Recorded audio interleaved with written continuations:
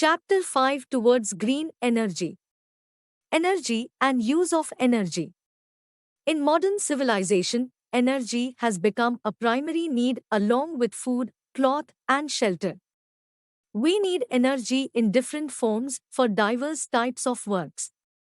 The energy that we need may be in the form of mechanical energy, chemical energy, sound energy, light energy, or heat energy.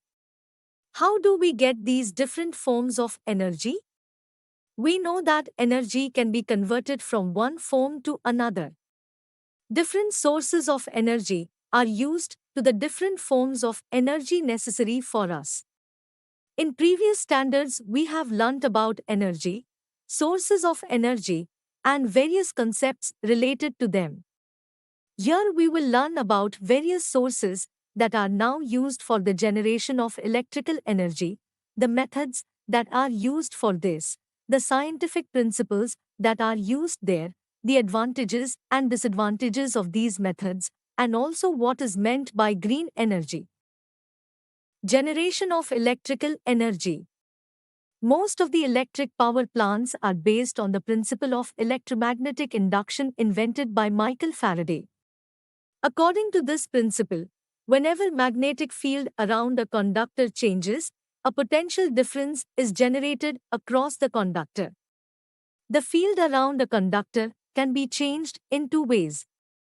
If a conductor is stationary and magnet is rotating, the field around the conductor changes, or if a magnet is stationary but the conductor is moving, then also the field around the conductor will change.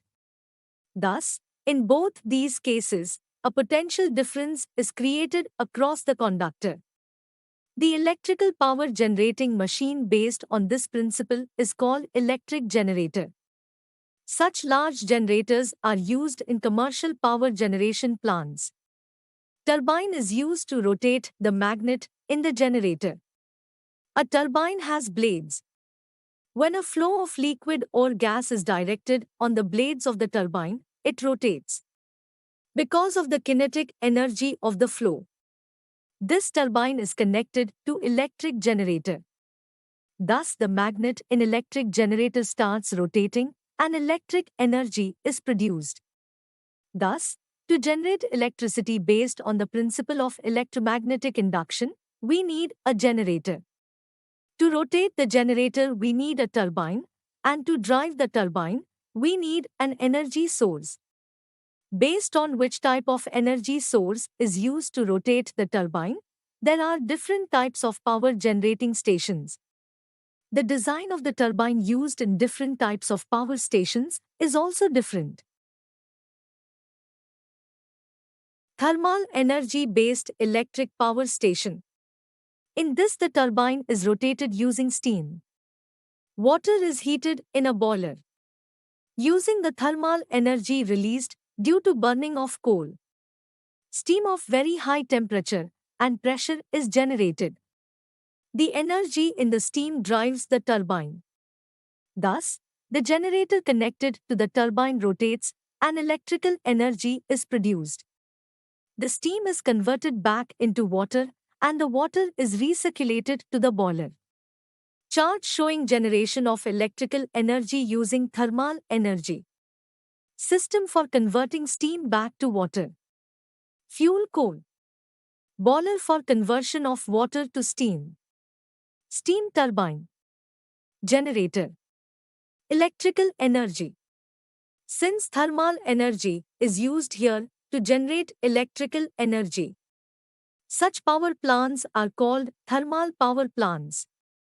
In thermal power plants, the chemical energy in the coal is converted into electrical energy through several steps, which are chemical energy in coal, thermal energy, kinetic energy in steam, kinetic energy in turbine, electrical energy.